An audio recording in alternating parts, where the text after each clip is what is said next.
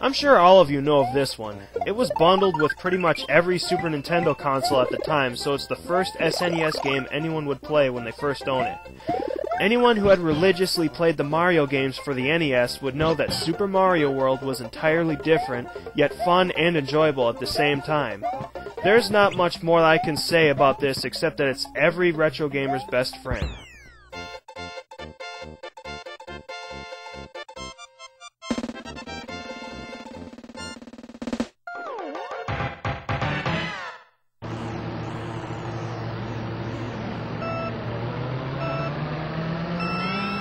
Super Mario Kart. I loved it when I rented it several times, I loved it when I got it for Christmas, and I love it to this day. Super Mario Kart was the second Super Nintendo game I've played. Great graphics, excellent use of Mode 7, great music, everything about this is so great I can't go on. It is especially fun to play this with 2 players. I'm totally surprised that Nintendo doesn't have this one on the Wii Virtual Console, which they should, but worry not, Mario Kart 64 is on there, and I think it's just as good as this. Actually, I think this is more of a classic, and I never played much of Mario Kart 64 since I don't own the actual cartridge, but I will start playing it a bit more. Need I say more about Super Mario Kart and its supremacy? Nah, didn't think so.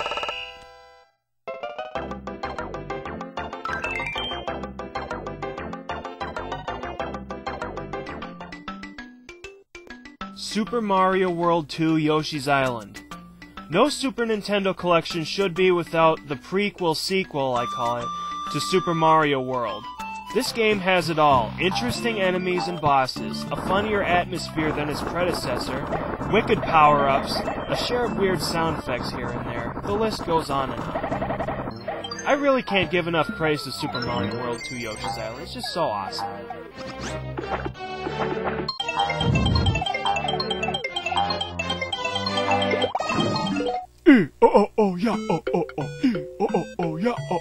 Mario Paint. Whoa!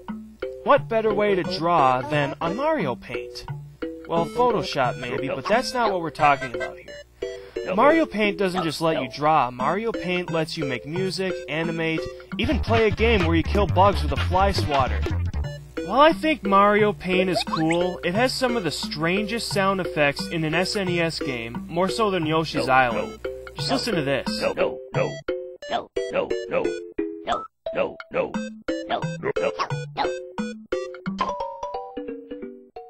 But you know what, as long as you can have fun with the game and have a weird sense of humor, those things aren't a big deal at all. Now, if I remember right, the name of the minigame right here was Gnat Attack, or something like that. There are 3 levels in Gnat Attack, and the enemy's difficulties raise as you progress, but you get to play the game over and over until you decide to quit and get back on your masterpiece. Yet another must-have for your collection, Mario Paint. Okay, now that I covered all of the Mario-related games that I have, let's move on to the Terrible 2. And by that, I mean 2 games that are shit and give the Super NES a bad name. The first one being Spider-Man and X-Men, Arcade's Revenge. I mean, the first level you can get by no problem, but the rest of the game is near impossible thanks to the tight-ass controls.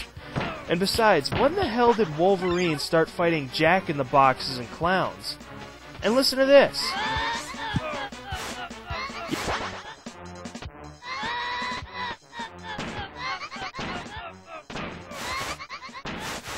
Yep, the most annoying fucking sounds in the history of the Super Nintendo. But at least it's not as bad as this game.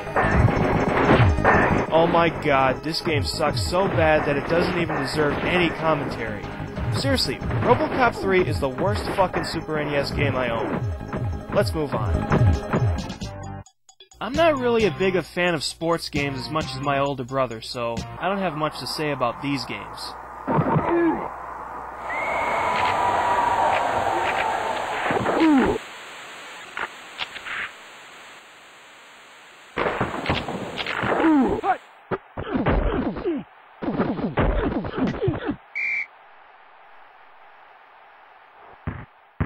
Now, of all the sports games for the Super NES I own, NBA Jam Tournament Edition is a big exception. Let me tell you, there was nothing I enjoyed more than doing slam dunks anywhere on the court, especially when standing on a hot spot. Midway made NBA basketball fun and enjoyable with hidden celebrity players, Contra-like power-ups, and intimidating your opponents by adding 4 to 8 points on the scoreboard. And speaking of Midway, everybody likes this series of games, unlike someone else on YouTube that we know of, right? Mortal Kombat! Yeah! Anyway, I played the Super NES port of Mortal Kombat 2 first, then later I rented the Genesis port, and to be honest, I like the Genesis port much better because of the extra options you unlock by code. I mean, you don't want your opponent to kill you with an uppercut, do you? No, you want to lose and die in style. There are other things to do also, but other than that, Mortal Kombat 2 remains a classic.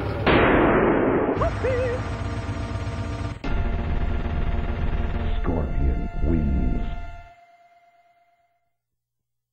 Fatality.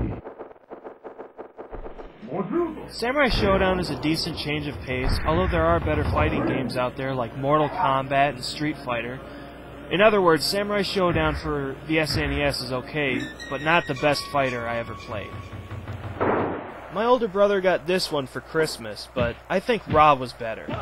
In fact, isn't that what this game reminds you of? Of course, because it was made by LJN. I didn't get into this one, really. I just don't think it's worthy of my time.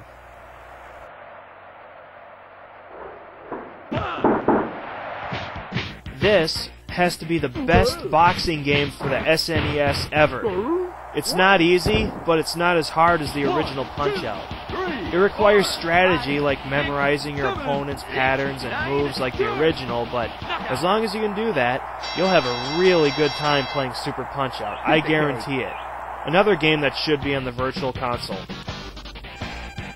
And that is my SNES collection. This is Daniel East signing out.